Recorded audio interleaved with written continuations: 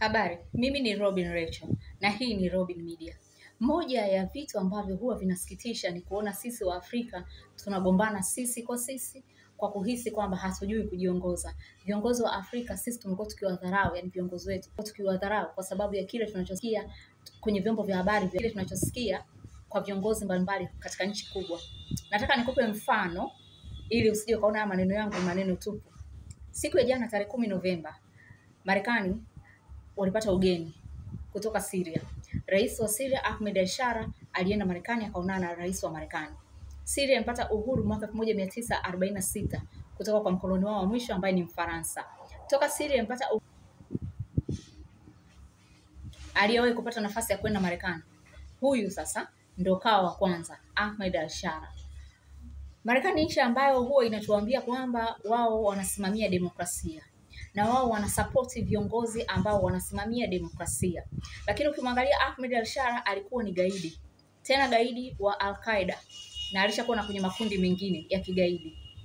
Na pia kiongozi aliyefungwa kwa ajili ya ugaidi na ambaye alikuwa ni gaidi katika kundi cha Al-Qaeda wamemwalika Ikulu na ameingia kwa njia ya mapinduzi. Hajapigiwa kura na Msiria hata mmoja. Kaingia kwa njia ya mapinduzi. Marekani wamwalika kwao, wanakuambia huyu ni kiongozi mwenye demokrasia. Ibrahim Traore alikuwa ni mwanajeshi, wala sio gaidi wala jambazi, bali ni mwanajeshi. Marekani wanakuambia hafai. Tunaona demokrasia ambazo wanazihubiri wao ni endapo tu kiongozi ataingia madarakani ambaye atafuata maslahi yao. Huyo watamuita mwanademokrasia hata kama ni gaidi. Umenielewa? Huyo watasema ana demokrasia. Hiki ndio wanachokifanya. Kwa hiyo mara nyingi sisi wa Afrika tumekuwa tukigombanishwa kuwaona viongozi wetu hawafai. Kisa tu wale viongozi hawaendani na maslahi ya Marekani. Na kuandamana na kuwatoa. Mfano Kwame Nkrumah alikuwa ni mpigania uhuru wa Ghana. Aliofanya wa Ghana wakapata uhuru. Lakini walimharibia Kwame Nkrumah uchumi kiasi kwamba mpaka wananchi wakaanza kuandamana wakawa hawamtaki. Au Muammar Gaddafi alifanya Libya ikashamiri kiuchumi. Wa Libya walilelewa vizuri sana. Lakini kwa kuwa hakutaka mafuta ya Libya yaibiwe na wazungu, walimharibia wananchi wake wenyewe waliokuwa waliandamana na kufanya fujo ili Gaddafi atoke. Na sasa hivi wale wananchi wanajuta. Na hivi ndivyo hawa watu walivyo. Hawana cha demokrasia juu yetu. Bali demokrasia ni pale ambapo kiongozi atafata maslahi yao. Wako tayari hata tuongozwe na magaidi ili mradi tu wafate maslahi yao.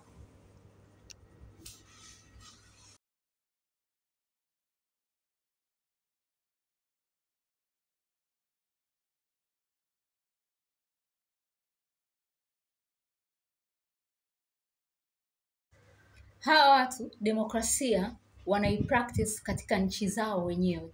Lakini inapokuja swala la nchi zetu hawahubiri demokrasia ya kweli.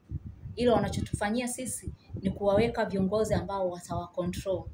Kwa hiyo wanachokifanya wakiona hamwenda, na hakuna kitu ambacho pendi hawa watu kama usipoongoza nchi ikawa upande wao. Ukiongoza nchi isipokuwa upande wao tu hawataki. Lakini pia ukiifanya nchi iwe neutral, isifungamane na upande wowote, wakikuona unapatana na maadui zao hawatakutaka.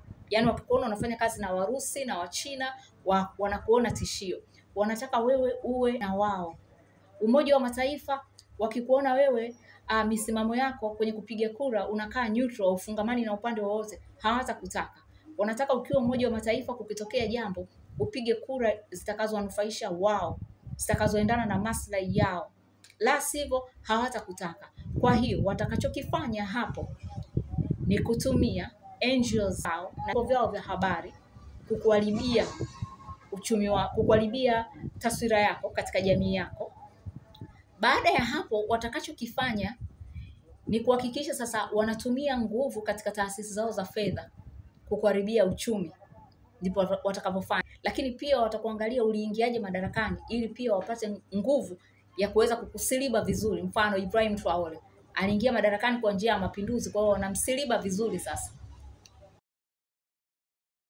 Kwa hiyo utasikia watamwambia Ibrahim Traore kwamba lazima uendeshe uchaguzi, lazima uachie nchi uchaguzi ufanyike, lakini ndio hao utawasikia hawamwambii Ahmed al-Shara wa Syria gaidi kwamba aendeshe uchaguzi.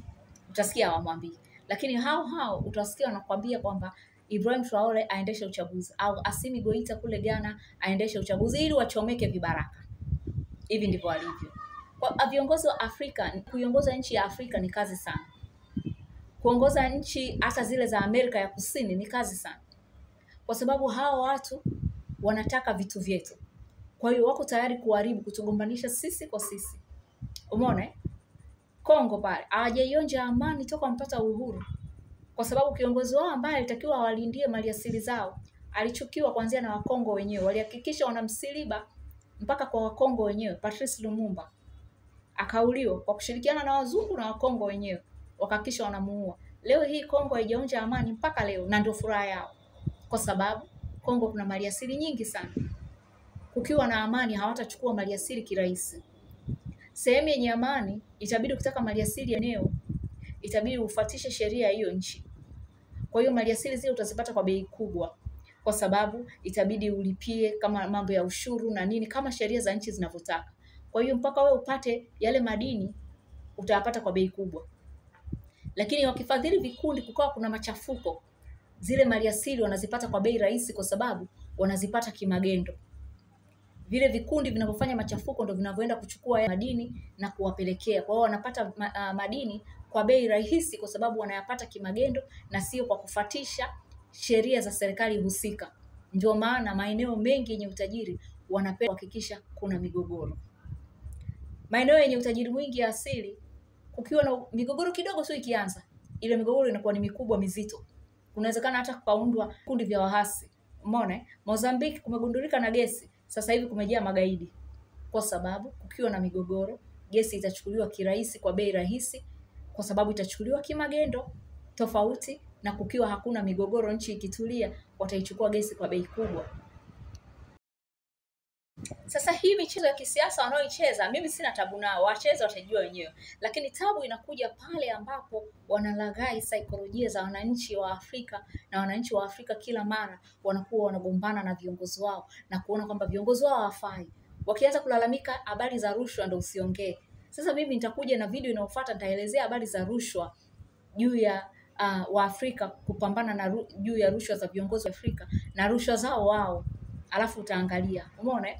Kwa hiyo hawa watu kinachoniuzi ndio hicho, kwamba kulaghai saikolojia za wananchi. Ukiwaona wameleza ma-angels yao, mara nyingi inakuwa ni kwa ajili ya kutengeneza tu saikolojia za watu. Zile angels huwa zinatumika. Ndio maana viongozi wengi wazalendo huwa hawazitaki zile angels.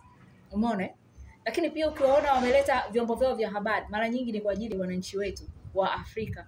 Kwa hiyo sasa huyu mtu anayekwambia kwamba kiongozi wenu hafai, kiongozi wenu hana demokrasia, kiongozi wenu hajaingia kwa demokrasia madarakani, ndio huyo mtu ambaye anafanya kazi na kiongozi wa Egypt. Marekani wanafanya kazi na kiongozi wa Egypt, El-Sisi, aliingia kwa mapinduzi. Wanafanya kazi na kiongozi wa Equatorial Guinea, anaitwa Theodore Nguema, aliingia kwa mapinduzi, alimpindua mjomba wake, afu katawala muda mrefu na hisi kuliko marais wote duniani. Umeona? Ni zaidi ya miaka 45, au na miaka 45 wanatawala. Wanafanya naye kazi kwa sababu wana uwezo wa kuchukua mafuta ya kule Equatorial Guinea vizuri. Kwa hiyo hawasemi kwamba kaingia kwa mapinduzi, na walimwalika mpaka kipindi cha Obama. Umeelewa? Huyu Theodore Nguema. Ila sisi wengine huku wakiona hakuna maslahi, wanakwambia huna demokrasia. Theodore Nguema ambaye anaendana na maslahi yao, kakaa zaidi ya miaka 40 madarakani, hivi ndivyo inavyosemekana, wakamwalika mpaka Ikulu. Hao wanafanya kazi na viongozi wengi ambao hawajai madarakani kwa njia salama, lakini wanakwambia hapana, hawa wako sawa. Kwa hiyo hapa tunaona sio kwamba wanatupenda hawa watu, bali ni wanachoangalia ni maslahi yao tu katika nchi zetu yatimizwe kwao.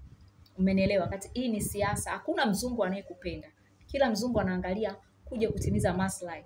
Ila tu tunakasirika na wale wazungu wanafiki wanaotumia vyombo vya habari kutulaghai kwamba hatuna demokrasia, huku wanajijua fika pa wanatunyoshia mikono kwenye masuala ya demokrasia pale ambapo kiongozi wetu haendani na maslahi yao.